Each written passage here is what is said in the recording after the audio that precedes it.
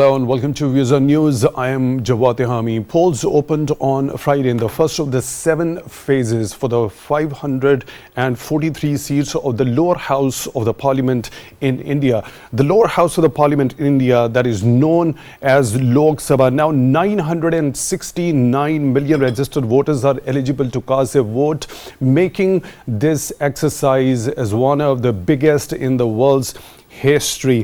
The votes will be counted and the results will be announced on June the 4th. Now, the voting in the first phase includes 102 constituencies within 21 states and union territories. Although this particular election is going to be multi-party election, but there are 2 major coalitions which are facing off each other in this particular general elections for the lower house of the parliament. The first is the National Democratic Alliance, NDA, that is led by Prime Minister Narendra Modi's Bharatiya Janata Party. The second is the coalition of 26 parties which are now, of course, the part of the opposition, and they have formed the alliance known as India, that stands for Indian National Developmental Inclusive Alliance, which is, of course, led by the Indian National Congress. Now, Prime Minister Modi and his party, Bharatiya Janata Party, seem pretty confident that they are going to grab these elections this time around, and being in a position to rule the country for the 3rd consecutive term. And one of the main features of their campaign had been anti-Muslim narrative back in 2014, and again when the Bharatiya Janata Party was elected to rule the country in 2019. We've seen the divisive politics, especially targeting the minorities in India. And the human rights organizations worldwide had been raising alarm and concerns regarding the divisive policies of Bharatiya Janata Party, the right, the Hindutva narrative that has been infiltrating in the very fabric of Indian society. How these elections are going to be different from those elections back in 2019 and also in 2014. What are the manifestos of these 2 major alliances when we specifically talk about the National Democratic Alliance as well as the India Alliance, who will be taking the expert view regarding the manifestos? What are the promises being made by these 2 alliances? Also, in another major development we have seen, the UK, as the British Daily Guardian has published a report highlighting how Modi government has declared victory before the elections, freezing opposition parties' accounts and also arresting key leaders. All these important aspects of a discussion in today's show. For that, we are honored to have been joined in the studio by Dr. Awais Bin Wasi, is Indian Affairs expert. Dr. Wasi, thank you very much for your time, for being with us on the show tonight. We really appreciate that. On Skype at the same time, we are honored to have been joined by Mr. G.R Baloch. He is former ambassador. Mr. Baloch, thank you very much for your time, also for being with us on the show to discuss this very important topic. We really appreciate that. Let me begin the discussion with you, Dr. Wasi. Now, let's take an overall picture of this particular election. The first phase is already started in India. It's going to last for a couple of more weeks now. The results are going to be announced on June the 4th. Let's specifically talk about Bharatiya Janata Party and the alliance it is part of, the National Democratic Alliance. How the election is different for this particular alliance this time around if we compare it with 2019 and 14.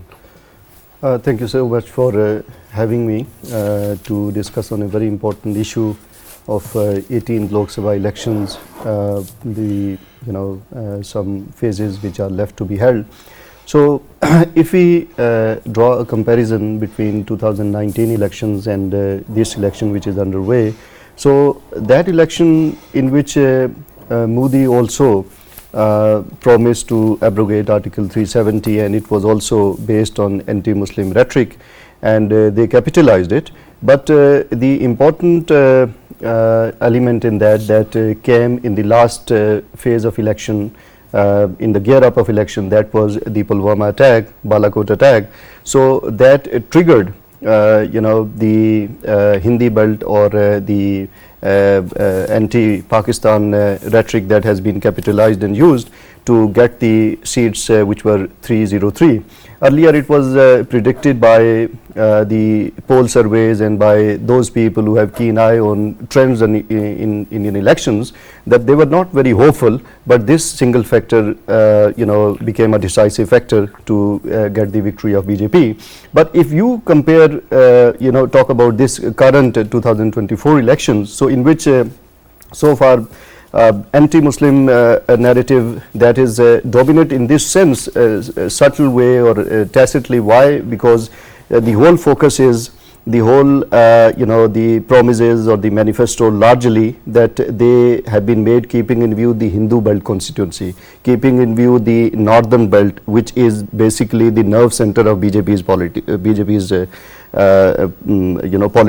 So that is basically on that. And if you see again the numbers that they are giving, or for example the slogans that they have given, Mission 370. So Mission 370, that is the number of seats that they are aspiring, but it has significance also because 370 is the word that they wanted to sell in Indian constituencies that that we have abrogated it in Jammu and Kashmir, and now they are seeking vote, they are alluring Indian citizens to get vote on this abrogation of Article 370. So that is the thing, the significant part that they are doing it.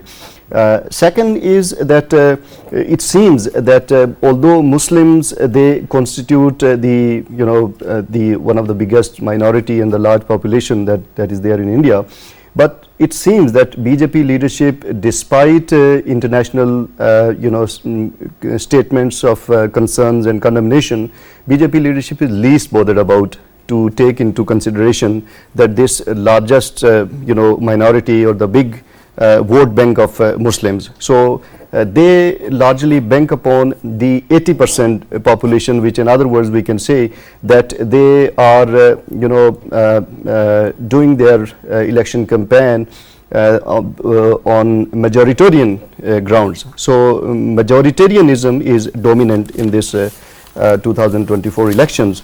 So this is by and large. And secondly, we'll discuss later on that what are the issues and what are the irritants and what are the concerns raised by the opposition and other international observers. Let me proceed with the discussion. Let me go towards Mr. Baloch. Mr. Baloch, now looking at this particular election, as per your understanding, when we take a stock of the elections that happened in 2019 and also back in 2014, do you see any sort of difference this time around, especially when it comes to the Bharatiya Janata Party and the chances of it grabbing enough seats to form the government and rule the country?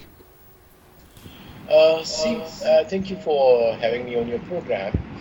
Basically, when we look at Indian elections this year, we have to look at several angles. One is the process itself, the electoral process. How the electoral process is becoming inclusive or exclusive. I think if you look at last 10 years of BJP, it had started to plan for a election which would make sure through different tools, there were legal tools, there were media tools, there were administrative tools, that India changes its character. That is the biggest danger that we see it as the now country in South Asia. So for me, if I look at India today, the way it is going through the changes, that it is converting from a democracy to a majoritarian, authoritarian regime.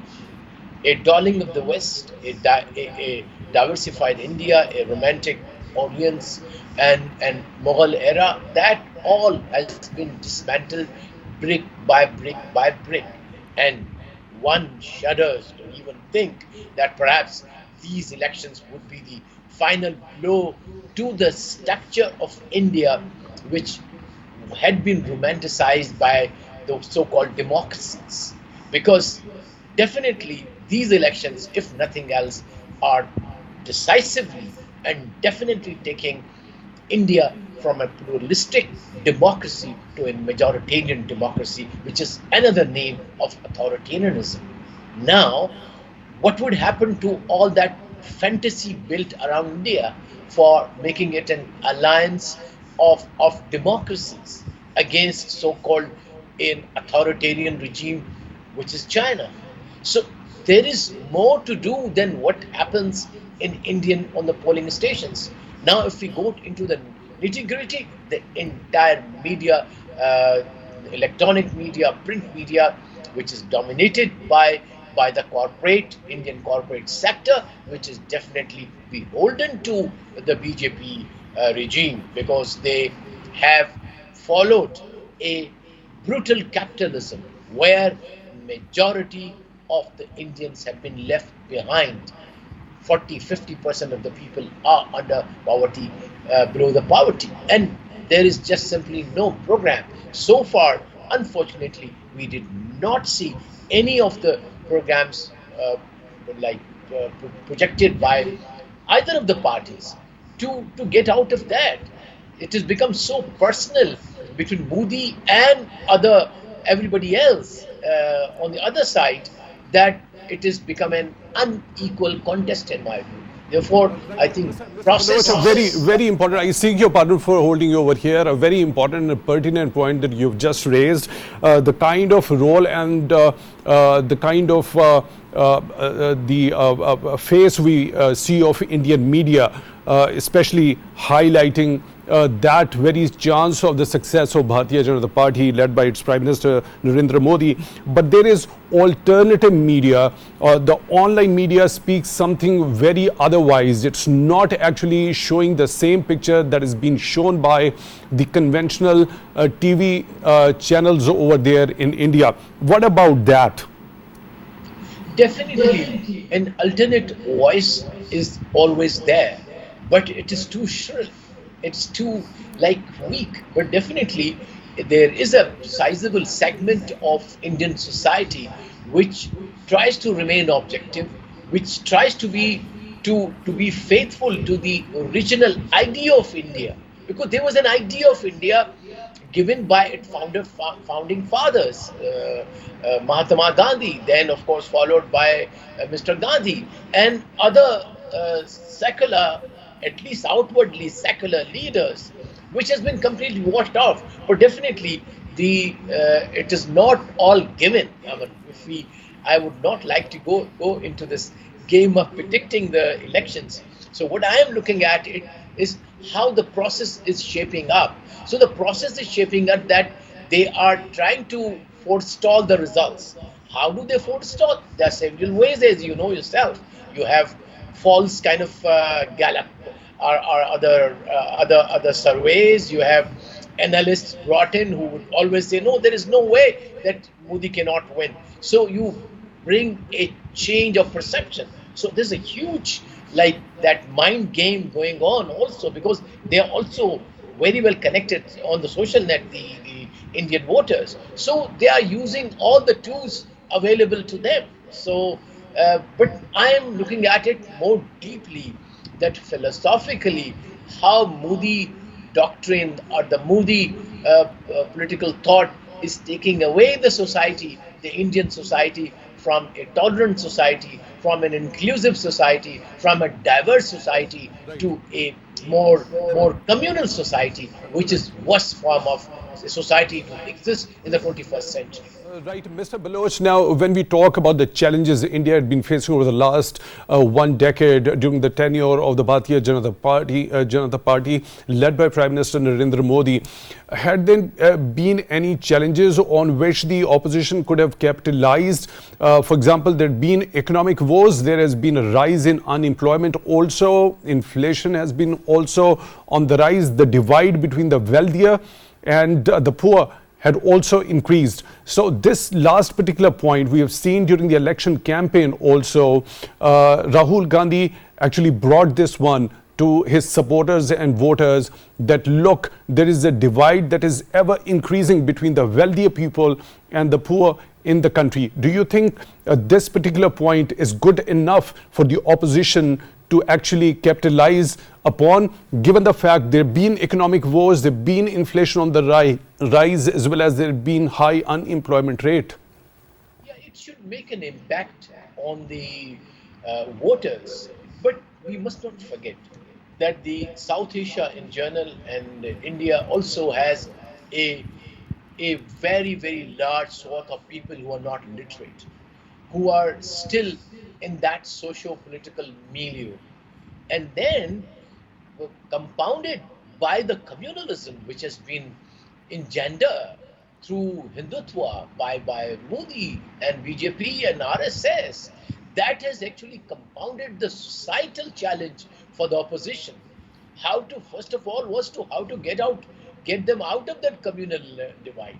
Obviously, the minorities know it through their like bleeding wounds, like in terms of physical as well as institutional and economic, and of course social status, the way they have lost all of them, be they Muslims, maybe Christians or Shudras, all of them, they have been brought down as second class, third class citizens.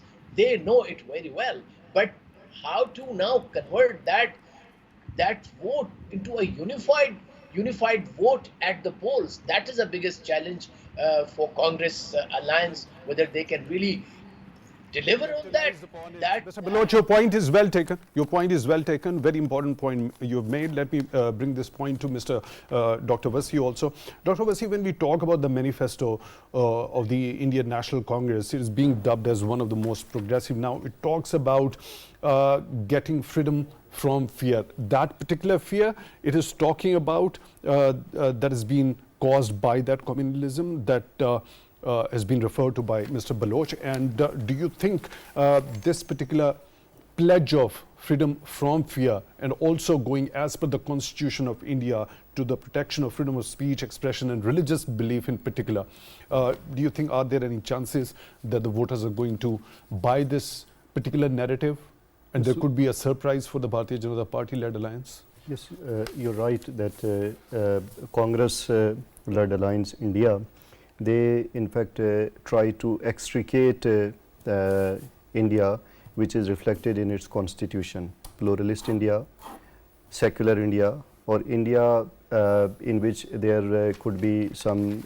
space for minorities and for other voices, that has been drastically squeezed and curtailed, especially after 2014 onwards.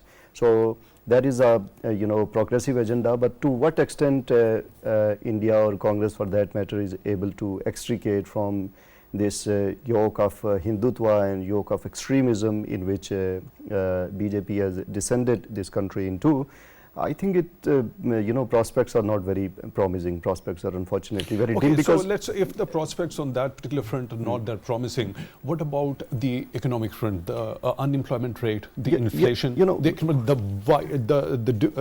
divide between the wealthier and the poorest? There is of course. So what about that?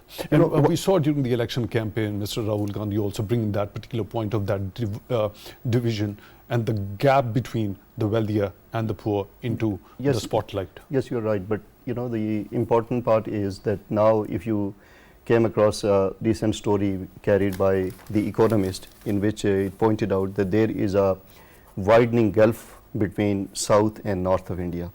And they predicted that if that gulf continues, it could lead to breakup of India. This is the word that has been used in that article.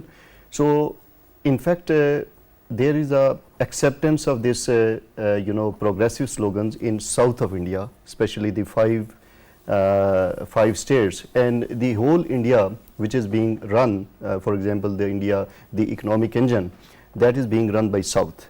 Because I came across in that article that the 31% share is of south of the total GDP of India, and so if you think that Congress or like-minded organizations that they make inroads in south, northeast and some parts of northern belt, they can be able to extricate it. Can we have that particular yardstick of Karnataka polls when you saw there was victory by the International Congress over there in the legislative assembly polls over there, and before that it was being ruled by Bharatiya Janata Party. Then in the legislative assembly elections, it was yeah. won by the Indian National Congress. So do you think by looking at that particular example, could we have that as a yardstick for the Lok Sabha polls this time around also? In fact, it would be difficult to, make a single incident and to overgeneralize it, because analysts, those who have, closely observing Indian elections, they are of the view, and they have come up with some examples also, that state assembly results cannot be generalized for the Lok Sabha elections, but there is something which we need to understand with the help of the statistics. In total, out of 543, the cow belt or Hindi belt or northern part, that constitutes 411 seats, and in the southern part, that is 132 seats. So this constitutes total 543. So in 411 northern belt, that is Hindi belt, BJP in last election 2019 got 224 seats, and from rest of India BJP got 79 seats, making it 303, total number of seats 303. Now the challenge is that this is the 224 is the maximum number which BJP got from northern belt. Now the challenge is that will BJP be able to get that 79 seats from south and northeastern states? I think this is very challenging now. This is very challenging. That is exactly the point. That's what I want you to elaborate on. Why is it going to be challenging for the BJP to grab this much of number of seats from south? Exactly.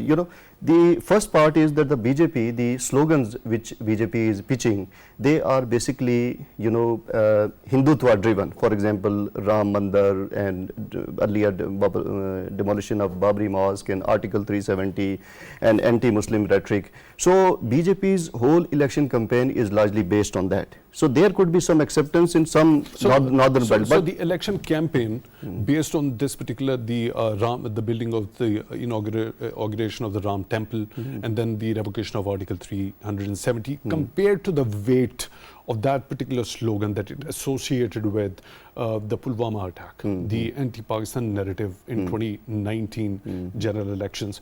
Do you think this time around the weight is going to be equivalent to that particular weight that it sold to the public back perhaps in it would be not the equivalent, because that was quite heavy when we see that Balakot attack and the Pulwama attack, in which as soldiers they got killed, and there was a sympathy wave that the BJP capitalized it. But I think that still there is a room, because why 370 they are trying to sell in that belt, and it is hoped that they may be able to get some reasonable votes from northern belt. But after the arrest of Kejriwal recently, I think that the whole India or the opposition alliance is divided, but despite the fact that after arrest of Kejriwal, that their acceptance in some parts of even northern belt has been diminished, BJP's northern belt.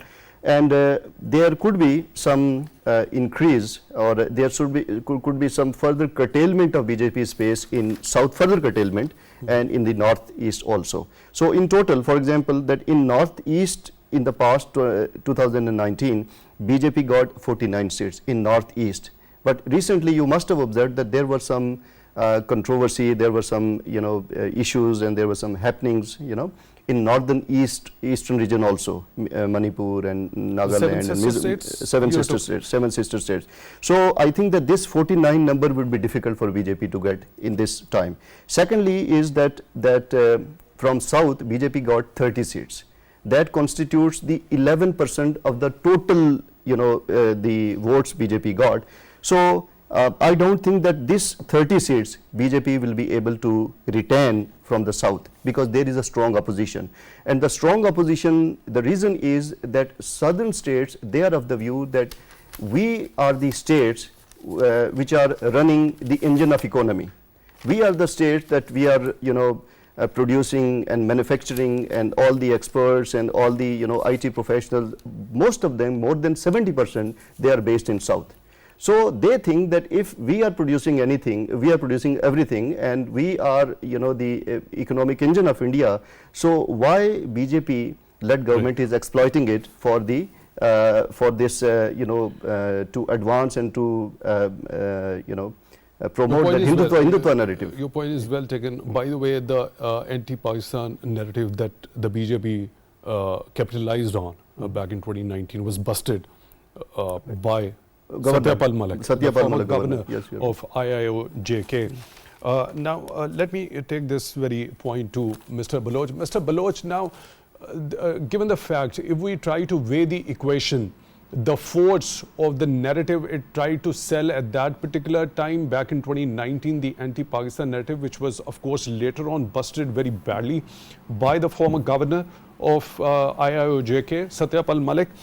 And this time around, the inauguration of Ram Temple, the revocation of Article 370, do you think the weight of this particular campaign is equivalent to that force which was post-Pulwama for BJP? See, now, in this election, I think their strategy is different now. In this way, that first they don't want the already a BJP vote to be whittled away or taken away by the Congress alliance. Second, the undecided vote should be moved on to BJP by way of the slogans of BJP taking India to the global level as a great actor, as the third largest economy, now being a fifth largest economy. So I think the educated, the aware and a middle class which has grown in the past like 10, 15 years, 2 decades, that seems to be still, I think, sure of BJP, and they want to bet on it that yes, BJP can take India to the third position globally in economic terms. And for them, the most important thing is the economic success, not that much the communal slogan that is there. Obviously, they take this communal slogan as a tool to advance their own even future in this system, because they are the beneficiaries. But I think what I see in this election is probably polarization between North and then South. And within South and within the North also, we would see those states which are marginalized. So I think these elections, rather than being unifying process, would further highlight the polarization, the chasm in the society, the fault lines in the Indian polity, which has been obviously engendered by the Hindutva and the communal politics being followed by BJP. But I think these elections should be decisive in terms of BJP consolidating its communal philosophy and really implementing their Hindutva or Hindu Raj as they have been saying. If that be the case, I think there will be huge challenges for the minorities, especially the Muslim minorities, which have been turned into not only political minorities, but now they are becoming marginalized financially. They are being marginalized socially. So I think we will see if really BJP continues to follow its doctrine the way it is following, that will be an unfortunate misuse of democratic process to hoist a authoritarian and a majoritarian regime on India, which claims so far to be the biggest democracy in the world. Right, Mr. Baloch, if we presumably consider that if there are high chances of Bharatiya Janata Party once again coming back into power as a result of this particular Lok Sabha elections, there are certain voices from within the ranks of Bharatiya Janata Party. Let me bring in one of those cases here. Now, it's Navneet Rana, a woman candidate for the BJP in Maharashtra. And she had been reminding the supporter to not rest on their oars in the delusion that there is a Modi wave. So clearly we understand that this time around there isn't any phenomenon of Modi wave this time around. So she's making the supporters and the voters to be more vigilant. A similar sort of statement coming from the horse's mouth, the Prime Minister himself, urging the voters to go and vote in large numbers, speak volumes that the confidence is not there to that particular landslide victory the Bharatiya Janata Party, the Prime Minister Narendra Modi had been aspiring actually for this time around? Yeah, I think there is one challenge. That challenge comes from Congress. I think the young Gandhi, he has done a great job by walking through the entire India, and he really has mobilized the hinterland and has to some extent dismantled the myth and has exposed the communal nature of BJP, and that seems to have sunk in several places. Now, the problem which I see as an analyst from outside is the very blatant manifestation and manipulation of the system. In fact, there are reports of suspicion of manipulation of the EVMs, electronic voting machines, that they have come up with some kind of cheats that they can, if they want to, where they think that they will lose, could actually stoop down to that level of manipulating and really kind of generating a false success of the BJP. So that remains a challenge for the genuine voters who may be disenchanted, who might be disillusioned from BJP, but maybe their vote just goes null and void because of that mechanical or the manipulation of the EVMs. One. Second, of course, the arrest of so many opposition leaders will be a hindrance in terms of coordination, in terms of vote gathering, in terms of assembling people to the voting, as we know what happens in the voting, like our societies in South Asia. So I think they have used every tool which I said earlier to make sure that they win, whether by hook or crook, not through fair and free elections. So I think there'll be questions, even if BJP wins, there would be questions whether these were fair and free elections, transparent elections, and that everybody had an equal playing ground. That will remain, I think, questions that we probably will be discussing after the elections. Very important point, Dr. Wasi. Now, naturally, there are going to be questions as to the credibility of these elections. A number of things have been highlighted by Mr. Baloch also. We've seen into the run-up of these elections, the manipulation of electronic voting machines, also that electoral bonds controversy. Also, we've seen the freezing of the accounts of the opposition parties and arrest of the key leaders. Also, now, there is a report by The Guardian also, it talks about, it actually highlights how Modi government has declared victory before time and resorted to such tactics in order to suppress the opposition. What high-handed tactics it has resorted to? Could you just shed light on those tactics which the BJP has resorted to in the run-up to the elections? Yes, generally India tries to project this exercise, the largest democratic exercise, and it talks about and it showcases the world community that democracy takes root and democracy is in place in India, and the largest electoral exercise is the reflection and demonstration of that. But as a matter of fact, if we look the developments in the gear up of elections that are very contentious and very controversial and highlighted by international media also, number one thing that I particularly will highlight is the Election Commission of India. Even some people in other South Asian countries that they start for past some time, they have been giving examples of Election Commission of India.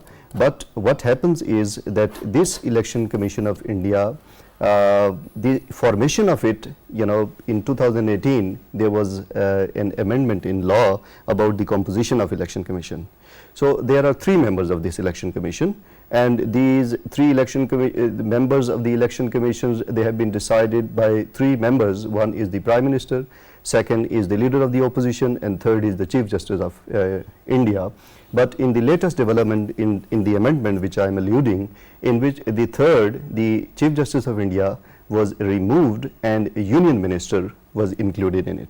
So once the Prime Minister and the Union Minister would be included, so 2/3 majority would be there. So keeping this thing in view, so you can judge that how credible and even if there wasn't an amendment and the Chief Justice of India would have been part of that particular body that you are referring to, yes. the results could have been the similar ones, given the fact the kind of verdicts we have seen from the Apex Court Exactly, of India. that I was also thinking, that if that had been the Hadn't case, made so a there would huge have been difference. by and large the same outcome.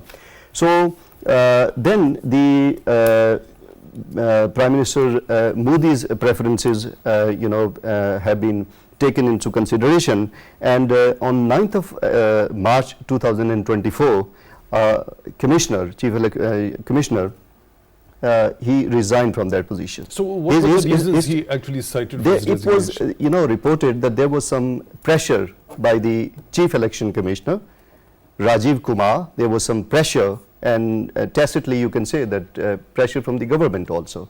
Okay, so ultimately he was compelled to resign. His tenure was till 2027, but he was compelled to resign. So this indicates that the body, the independent body, so-called, which has been mandated, which has been tasked to hold these general elections. So look at that composition and look at the post-election, post the announcement developments that which we are, witnessing. For example, the arrest of the political leadership. Kejriwal is one case. So ED, Enforcement Directorate, and Income Tax Department, they have been constantly, they have been serving notices to Indian political leadership, opposition leadership, and Kejriwal, without any conviction, he got arrested just before the elections, right? And it was not only Kejriwal, the Chief Minister of New Delhi, there were two other ministers, they have been earlier arrested, Minister for Health and Minister for Education, and there was another member of the party that was the part of the parliament, the Assembly Parliament, so they got arrested. So all these tactics make me believe that if Bharatiya Janata Party and its alliance was so popular with the narratives it had sold to the public over the last 1 decade, it naturally shouldn't have resorted to such type of tactics. That shows that there wasn't any confidence, so it had to resort to such type of high-handed tactics before the elections. So that also busts that very myth with the Bharatiya Janata Party, that it actually sold what the Indians actually wanted from them. Exactly, you are right, that was the paranoia, that was the apprehension. Because of that the BJP government resorted to take these steps, because there was a serious doubt about the prospects of winning the elections. Exactly. Mr. Baloch, what's your idea? If the Bharatiya Janata Party and its alliance was so popular at the grassroots and it was so confident that it had sold its narrative well to Indians, and there was high chance of it gaining victory again in these elections, why would a party or alliance resort to such high-handed tactics before the elections? Isn't it surprising?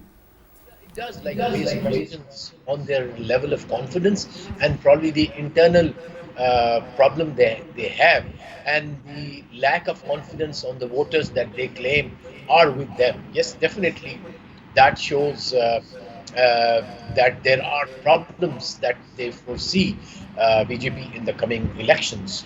But I think perhaps would be in the last segment of our program. So I would just say two more words in my concluding para, that what we have discussed and what we see and read about the coming elections, if all those manifests are done, and in the name of democracy, the majoritarian rule of BJP is again foisted on India, it's not only that the future of India as a democracy is in peril, but definitely the future of democracy would be in danger all over, because already we see erosion of confidence of the people all over the world on the very parliamentary system and the democratic process all over the world.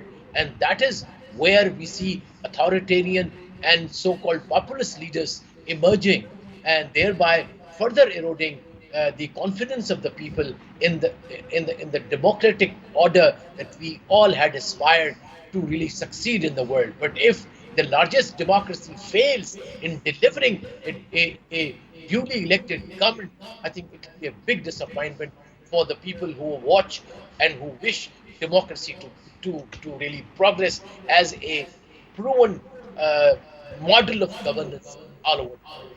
Right, Mr. Baloch, one last key, a very important point I want you to shed a little bit of light on when we talk about India's standing in the Committee of Nations, the kind of controversies we have seen when it comes to its bilateral relations with Canada, the assassination of a Canadian a citizen on the Canadian soil, that there was an assassination attempt on the US soil also, that soured, actually rattled, had a blow to the bilateral relationship between Canada and India.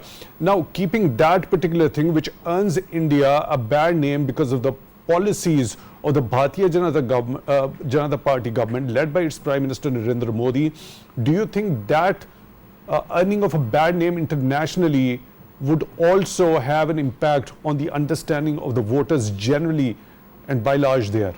Yeah, I think that has really given a big blow to the reputation and perception about India. If it was a genuine democracy, democracies don't do and victimize and like extrajudicially order the killing of their citizens. So the very fact that this was raised at the level of the Prime Minister of Canada, it has definitely gone very, very bad at the international level, not only with the rest of the world, but their own, the Indian diaspora has seen it very badly. And even the informed Indian who lives in India, definitely he fears for his life. Definitely there is a sense of insecurity that would go in any country where one sees that a citizen outside is being extrajudicially killed. So definitely these happenings have not gone well with the world, and it has not gone well with the Indians themselves. And definitely the informed Indian would have been like at least compelled to think about twice before voting for this party. Mr. G.R Baloch, former ambassador, joining us on Skype. Thank you very much for being with us on the show tonight. We really appreciate that. And in the studio, we were joined by Dr. Awais Bin Wasi, Indian Affairs expert. Thank you very much for your time also for being with us on the show tonight. Really appreciate that. With that, we come to the end of today's episode. Till the next one, take good care of yourselves.